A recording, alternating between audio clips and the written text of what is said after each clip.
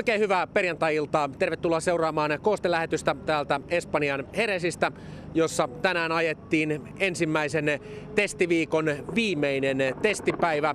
Mutta kaiken kaikkiaan, Toni, jos tätä testiviikkoa katsoo ja yleensäkin suomalaisittain tilannetta, niin Kimi Ferrarilla ja Bottaksellakin näyttäisi olevan hyvät eväät taistella tällä kaudella vähän paremmista sijoituksista. Kyllä näin on, eli molemmat suomalaiset lähti 2 testipäivänsä jälkeen positiivisella mielellä ja erityisesti niin kuin Valtteri sanoi, että jopa olisi parempia ensimerkkejä kuin viime kauden alussa, kun ensimmäiset testit oli ajettu.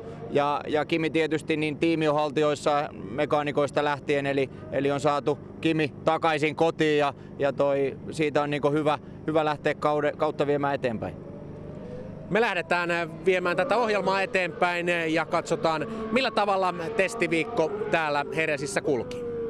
Kaikki tiimit olivat paiskineet talven aikana tehtailla kovasti töitä uusien autojen ja turbomoottoreiden kanssa, mutta totuus kuitenkin paljastui vasta kun Jerezin testien ensimmäinen päivä valkeni.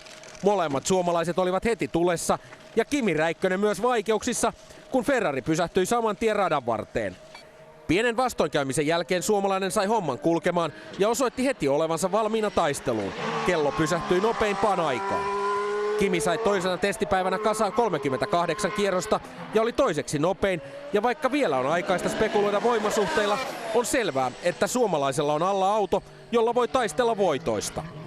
Vieläkin paljon työtä tehtävänä, mutta ei se mikään huono startti ollut. Että on ihan hyvä jatko.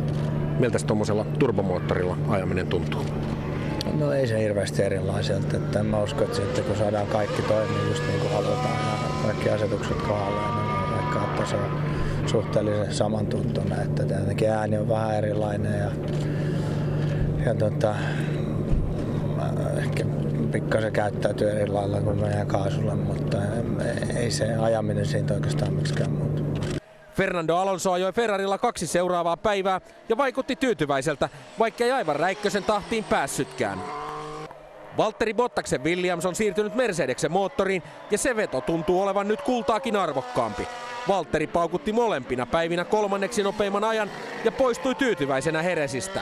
Näköjään muihin verrattuna, niin kyllä pitää olla suht tyytyväinen, että mitä me saavutettiin näissä 2 päivässä. Et eihän se niin kierrosmäärältään ole paljon ja kyllä sitä mieluummin paljon enemmän ajanut, mutta tosi paljon saatiin ongelmia selvitettyä ja tosi paljon opittiin ja ensituntuma auto on ihan hyvä. Tallin uusi tulokas Felipe Massa jatkoi 2 seuraavaa päivää ja keikkui hänkin kärkiryhmässä ja suitsutti myös uutta tallikaveriaan. I think he's a very good driver. I think he did a very good championship last year. He's very calm, you know, not talking too much, but nice guy. Uusien turbomoottoristen autojen äänistä on ollut paljon keskustelua ja tältä ne nyt kuulostavat.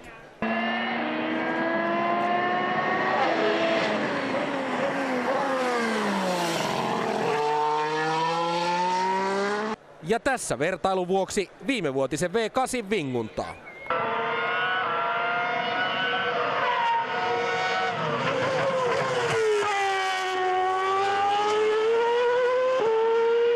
Ensimmäisen 4. testipäivän jälkeen täältä Jerezin varikolta osa porukasta voi poistua hyvillä mielin, osalla porukasta paljon töitä. Kyllä joo, eli Ferrari ja Mercedes, niin heillä on paketti jollain lailla kasassa ja Renaultilla on paljon kotiläksyjä vielä tekemättä, eli pitää saada autot pelaa ja erityisesti elektroniikka moottorin kanssa, eli autot ei tuolla radalla mene niin kuin pitäisi ja Red Bullilla on niin kuin varmasti kova paine Renaultin suuntaan. Tässä vaiheessa lienee, Toni, kuitenkin liian aikaista arvioida voimasuhteita. Mielestäni kyllä, eli mun tiedon mukaan tehoja ajetaan 40–60% vasta moottoreista, eli se tarkoittaa sitä, että otetaan vain kilometrejä ja silloin kun autoon ja komponentteihin saadaan varmuutta, niin sen jälkeen vasta tehoja nostetaan. Tällä kaudella Formula 1 MTV Totalilla enemmän kuin koskaan. Alkavalla kaudella suomalaisille Formula 1-faneille on luvassa makeaa mahan täydeltä. Maikkarin kanavilta on nähtävissä enemmän F1-lähetyksiä kuin koskaan ennen.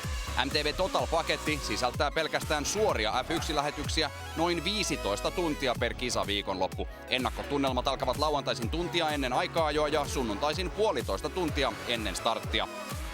Maikkarin F1-tiimin uutena asiantuntijana aloittaa Toni Vilander. Viikonloppuisin kuullaan myös Mika Salon sekä tekniikkaguru Ossi Oikarisen näkemyksiä.